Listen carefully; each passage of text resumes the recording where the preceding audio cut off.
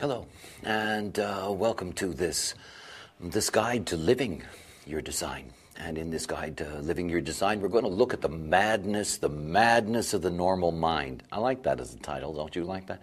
The madness of the normal mind. Well, you know, the homogenized world is a world that is simply not in context. It's not in context with the possibilities of the beings that are wandering around. It is something that has emerged and taken over and overwhelmed the way in which humanity operates and the way in which humanity thinks. And basically, what I want to take you through today is a day in the life of conditioning. What it really means for us. Most people really don't think about it. It's like your body graph. You know, the moment that you look at your body graph, you think your body graph is something static. You know, you look at that image there and, you know, it seems like it really is a very fixed thing. But in fact, it's not. I mean, after all, it is a graphic representation of the way in which we are imprinted and the way in which we are open. But in essence, obviously, there's much more that is going on. It isn't just simply that the graph is something that is isolated from all of life. It can't be. You know, when you look at a graph for analysis, the way you're looking at a graph for analysis is that you're taking it out of the context of life. In other words, you're isolating it away from time and space. But of course, we all know that we are here in this life, in these bodies, in movement, on this plane. And that one of the things to keep in mind, one of the things that is so profoundly a part of being distracted from what is correct for you is that we live in a program. And we live in a program that is constantly interconnecting with us. And its constant interconnection with us, these are seductions, they're little carrots that are held in front of you that pull you this way or that way or the other way. And it's going on every single day. And not only is the program pulling you this way and that way, it is conditioning you in terms of the theme of that day, conditioning you in terms of your perspective of that day. In other words, as you're alive in this life, your graph, in that sense, is something that is alive and interacting, not simply with, you know, what most people are interested in. How do I hook up to the next person? You know, what's our connection with the other? But you know, it's never the two of you alone. It's never the two of you alone. It's the two of you in the program together. You know, it's a trinity in that sense. And it's the program that is creating all of the conditioning field that's around. So let's begin our journey with a sacrificial lamb. And you can look here, we have this illustration for you. And it's an example that's taken out of a collection of mine of charts that I use in teaching. And you can see, if you look at this example, you can see that you're dealing with somebody that is very, very strong, single definition. Here is somebody that has a real sense of identity. There are all these areas in them that are defined, that are hooked up together. But look at the openness. Now, one of the things to keep in mind about somebody who is a single definition is that if you have single definition, in other words, if all those colored in centers in your design are connected to each other, then it means that the openness, that is the open centers, the counterpoint to that these are areas of very, very deep conditioning. So I've taken this example of using a single definition because the levels of conditioning or the way we are conditioned differs depending on the way in which your definition operates. In this case, the open centers are the most powerful conditioning force, the most powerful normalizing force, quote unquote, because that's really what it is. So let's take a look at the openness that's here, and we can see that we've got 5 centers that are open. And in those 5 centers that are open, let's begin with the most powerful ones in terms of impact. And we have 3 that are deeply, deeply powerful. We begin with the heart center. Here we have the situation in which you have somebody that has a completely open heart center. Now remember something about the not self. The way the not self operates, the way normalcy operates, is that what we are not determines how we think. What we are not determines what we think. So you have an open heart center. Now the heart center The strategy of the open heart center is always to try to prove its worthiness because it doesn't feel worthy.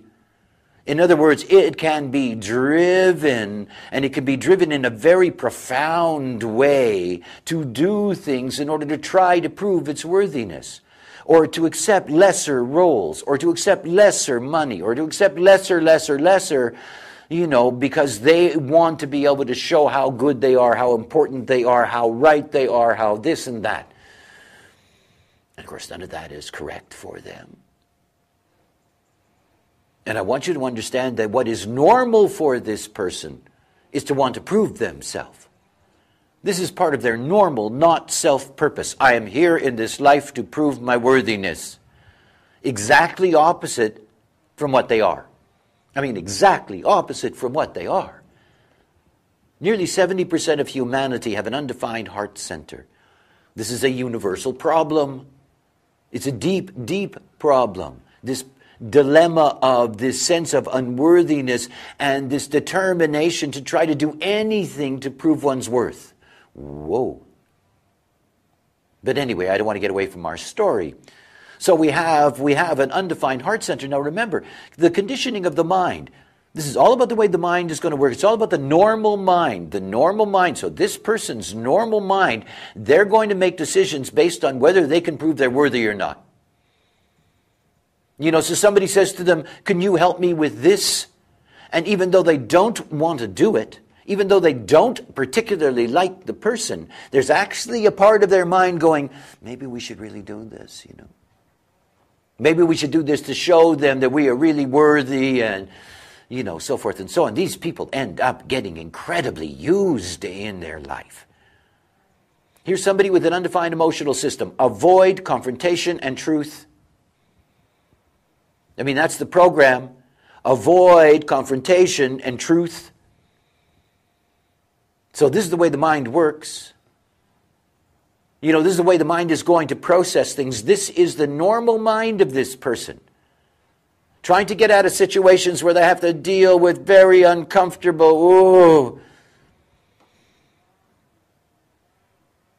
lying to themselves. It's all going to be okay, Human beings, eh?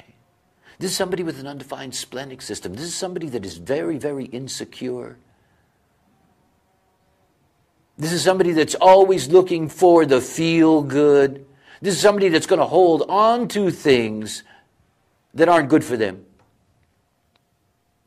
And this is the way their mind's going to work. It's their mind holding on to things that aren't good for them. It's their mind that wants them to avoid confrontation and truth. It's their mind that wants them to say yes to things that are ridiculous in order to try to prove to people who don't give a damn that you're better than you think you thought they thought you were.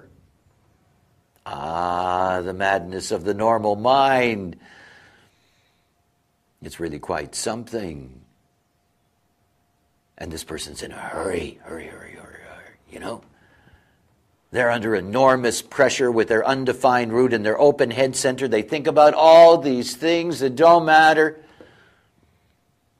So here is this not self person. Here is the way they're set up mentally to deal with things.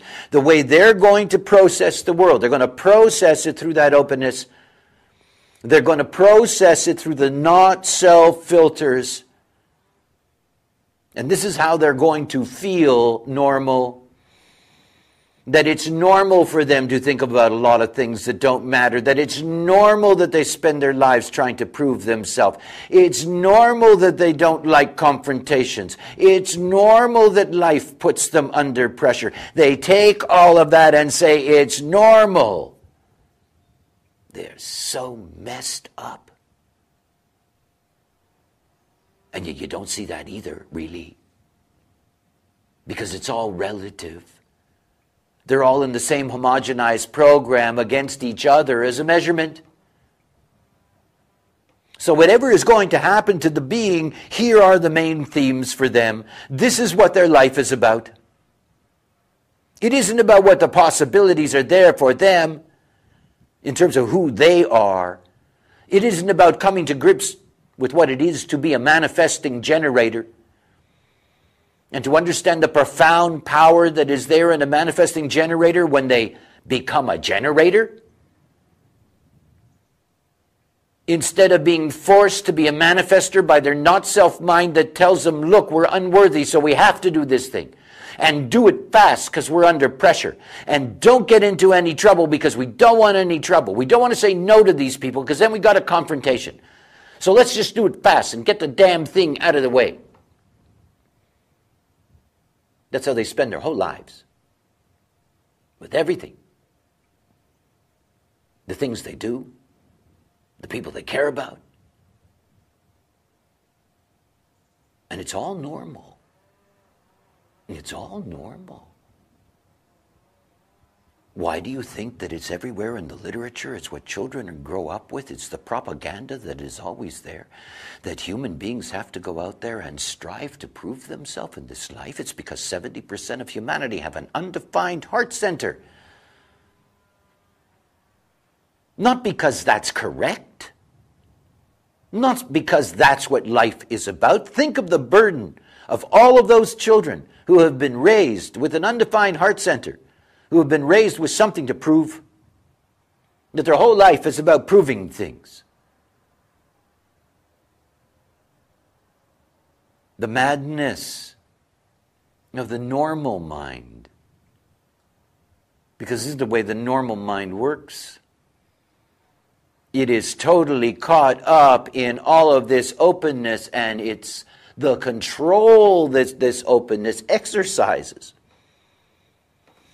All right, let's put the spanner in the mix here. This next illustration is just the transit for today. You know? It's just the transit, and it's the transit for today at a given moment. You look at that transit, you see all of these various activations. Each and every one of these activations have the power to move the not-self mind. I mean, it's one of the reasons that the neutrino forecast is something that is very, very important.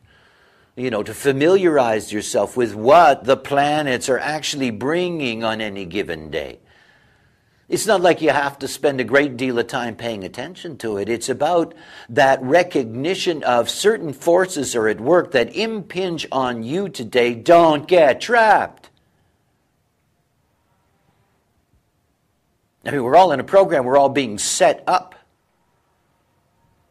You can see in this particular illustration that the sun is in the 50th gate, in the first line. You know, this is the gate, the cauldron, the gate of the tribal laws, the lawgiver of the tribe, the rules that control everything from food to sexuality. You know, there is a power that is there in these forces. And you see, some people are just waiting for it on the other side. To catch the program on that particular moment, in that particular way, to be taken along as the program takes you. Look at the nodes of the moon. The nodes of the moon are about the way in which we see, simply, at a very simple level. And so when you're thinking about the nature of the program and you're thinking about the nodal movement in the program, that basically what's happening to us is, as a totality, as a homogenized planet, we're all being given the same things to see. And how deeply that can impact us. The nodes here in the 13th gate and in the 7th gate. Well, these are gates in the G center. These are roll gates. These are roll gates of the self. The 7 in terms of interaction, the 13 in terms of its openness. Both of them in this particular movement today are in the third lines. The 13.3, that brings out pessimism. It says the best can never be achieved. That's what it brings. So imagine what it's like if you're on the other side. Imagine what it's like if you're the 33, the retreat that's waiting on the other side. And that normally your retreat is just sort of hanging there. And there's that receptor on the other side. And all of a sudden it gets lit up. And for long periods of time, because the nodes can take from 2.5 to 4 to 5 months in a gate, weeks and weeks in a line. And so you wake up in the morning with your 33, and suddenly there's that 13 there, and the 13 is full of all this pessimism. All of it. And suddenly everything about the way in which you're looking at the world and everything that you're thinking becomes colored by that pessimism. Not only that, but on the other side you have the 7th gate, and the 3rd line is anarchy, the anarchist. There's an awful lot of people who are going to wake up in the morning, who are going to get really depressed, who are going to feel terrible about the possibilities for their future, and their mind is going to tell them to do something about it, and they will. Human beings, the normal ones who have no idea how densely they are just in a play. How incredibly scripted it is, this play. You know, the way in which the movement is orchestrated, the way in which the homogenized consciousness is entirely controlled and focused. Human beings don't know that.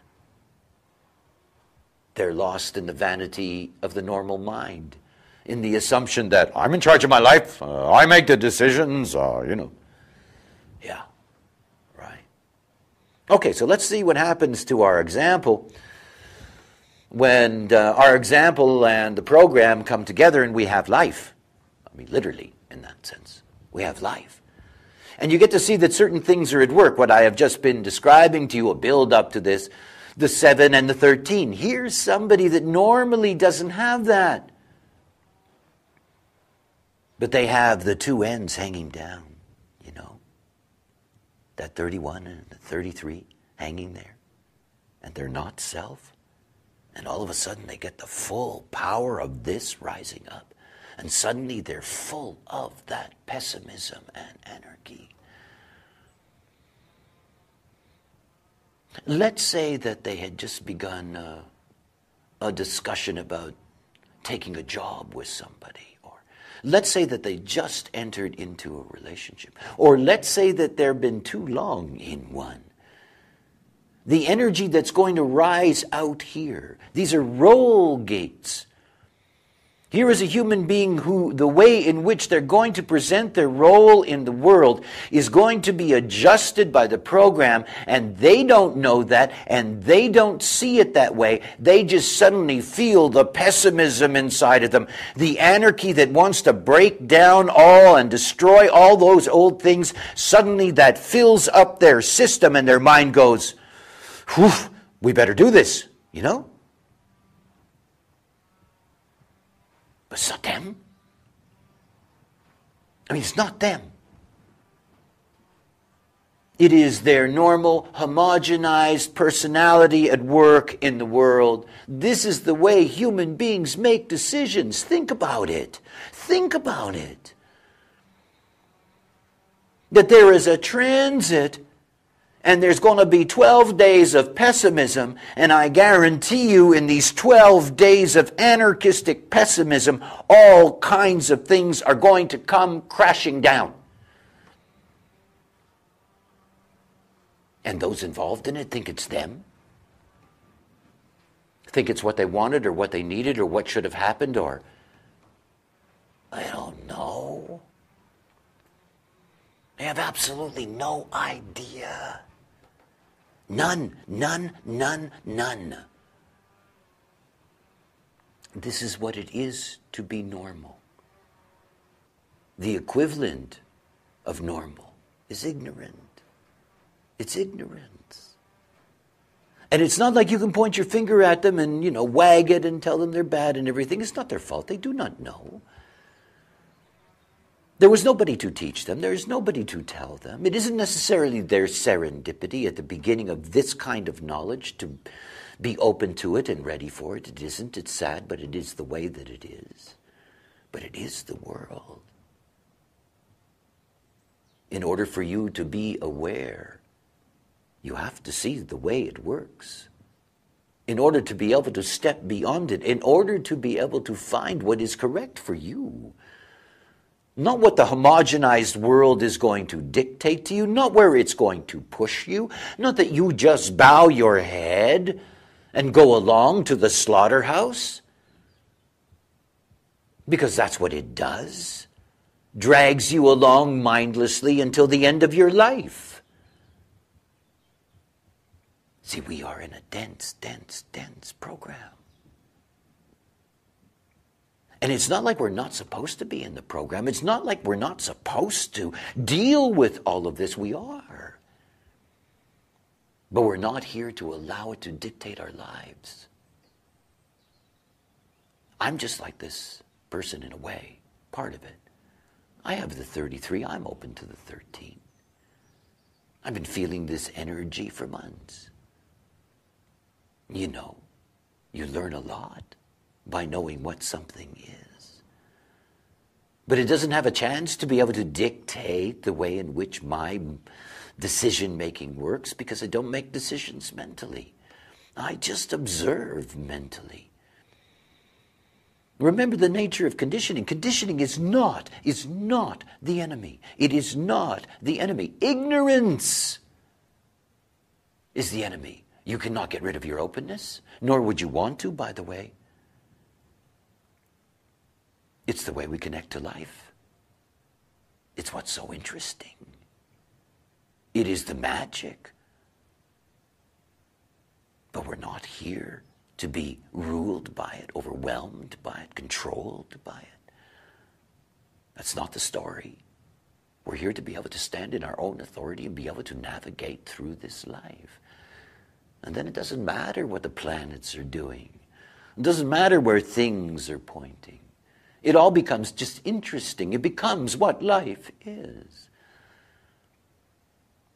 You know, as long as this transit goes on, there are going to be people all over the world waking up with pessimism in their body, with a growing anarchy within them, and a mind depending on the circumstances of the life and its particular culture, where that is going to lead. And funny about humans, in a couple of weeks it'll go away. Those things that they felt inside of them that were so important that made them jump to those stupid decisions, it's suddenly gone. They wake up every once in a while wondering why they did that. Where'd that come from? Because they can't find the thing inside of them that was the thing that actually took them there. Because the thing that was inside of them that took them there is gone. It's just gone.